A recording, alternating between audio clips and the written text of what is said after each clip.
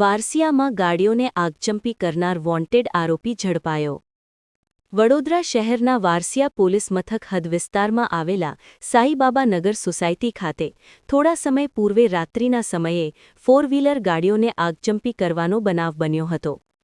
આ ગંભીર ઘટનાને લઈને વારસિયા પોલીસે ગુનો નોંધ્યો હતો અને આરોપીની શોધખોળ હાથ ધરી હતી. આ ગુનાનો વોન્ટેડ આરોપી વિશાલ ઉર્ફે ગોંધળી અશોકભાઈ પવાર રહેવાસી કિશનવાડી વુડારા મકાન ખાતે હોવાની ચોક્કસ બાતમી વારસિયા પોલીસને મળી હતી.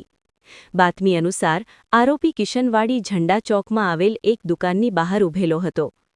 ચોક્કસ માહિતીના આધારે વારસિયા પોલીસ મથકની ટીમ તાત્કાલિક સ્થળ પર પહોંચી હતી અને વિશાલ ઉર્ફે ગોંધળી અશોકભાઈ પવારને ઝડપી પાડી કાયદેસરની કાર્યવાહી હાથ ધરી હતી. પોલીસ દ્વારા આગળની તપાસ ચાલુ છે.